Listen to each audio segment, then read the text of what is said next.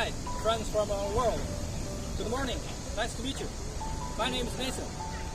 I'm always eager to visit a battery company because I hear such company possess very advanced production lines and very high level of automation.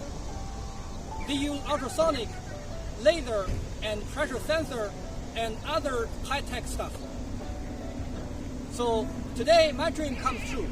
I'm able to visit one of its kind, Slam Power. Slam Power is a subsidiary company of Yutong Group that manufactures battery pack for Yutong electric buses. Slam was founded in 2017. Investment reached 1 billion RMB, which enables its automation level reach 95%.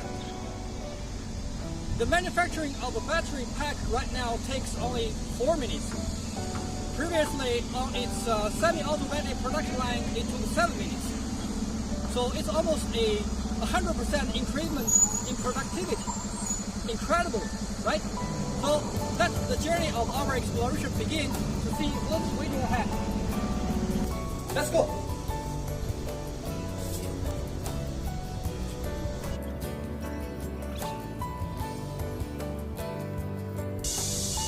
Is this really a company?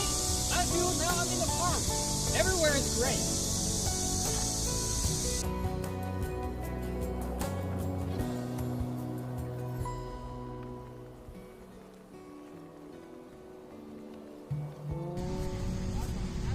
So here we are at the shoreline.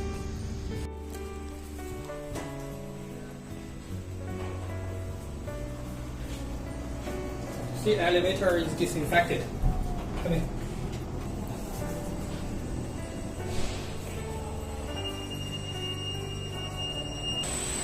On my right hand is the very first step of assembling any battery pack, the sorting out of battery cells. The process is very critical and magnetic. We must and we can only put the battery cell of the same quality into a battery pack to guarantee the quality consistency. Slam, the magician, is able to do that by inspecting the cell's voltage and internal resistance. What we have here, the battery cell. That's what we were talking about. Wow, very heavy, great. Wow, I can do workout with it. So now we have the battery cells, which are exactly the same. And the Z will be delivered all the way down here. So you see the battery. We will give the battery a shower right now, but definitely not by any soap or detergent. Slam, they use the plasma spectrum, which contains energetic and active particles, to remove the stain from the surface. And after the shower, we will coat the battery surface with glue.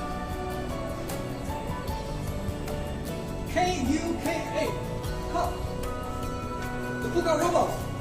I can finally see them from my own eyes. You see, we got 8 KUKA robots. I've watched so many videos on the KUKA robots. They play ping pong with human beings, they play music, and they can even play rock and roll. The robots stack 10 to 16 cells into a line. And these tough guys treat the cells so softly, as if they are taking care of babies. Looking at their working is like watching a dance show. Just like I mentioned before, the automation level in this workshop reaches 95%. And here we see 1, 2, 3, 4, 5 workers. Which means if there were no automation technology, there might be around 100 workers working in this area, so it might be a mess. And we see the battery stack, they're very heavy, and we don't have a Popeye working for us. However, there are certain procedures can only be done by human beings. Because I feel human beings are more flexible and improvised. We make timely decisions and adjustments, but robots are only working based on program. So guess what this big room is for? Is it a warehouse? No. Is it an oven? Yes, it's a very big dry room to dry the glue and solidify the battery stacks. Some robot chefs are working in it to bring out the well-baked ones and taking the raw ones. Hundreds of battery stacks are being dried simultaneously in this dry room. So can you imagine how workers they work without those robots? I guess cranes or hoisters may be needed. Now we are in the stage of assembling a battery pack. Literally means we put the battery stacks and the battery box together. And the core procedures including the laser welding, ultrasonic welding, and EOL test. From my right hand comes the battery stacks, and from my left hand comes the battery box. The empty battery box will be equipped with bolts and nuts, the wire harness, and the heat conductive glue at the bottom. Then, something I must say, SLAM introduces a failure prevention mechanism. Any error will be detected and be intercepted immediately. Bravo. Here I find something very interesting. I see a few KUKA robot grandsons. Guess what they're doing?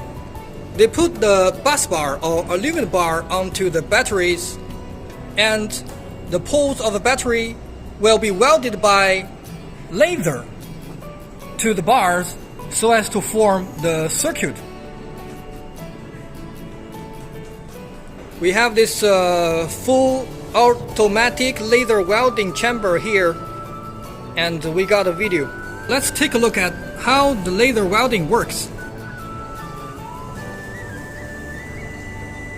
Automatic distance measurement. Automatic laser welding. Accurate positioning for the welding position. And clearance or the offset automatic compensation.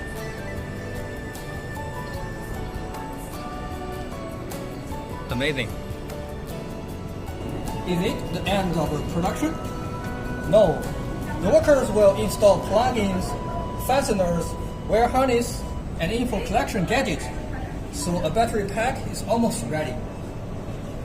Then we send it to the EOL test, end of line test. This procedure automatically reads battery voltage, resistance, and will charge and discharge the pack. In other words, an imitation of the battery working scenario to make sure all packs are 100% good ones. Wait, I feel something is missing. So what is it? Just now we know the battery pack is of very good quality, but they need to be covered. They need an armor to protect it, right? So the following procedure including dressing it up, to put the up cover and to seal the box and make the fastening.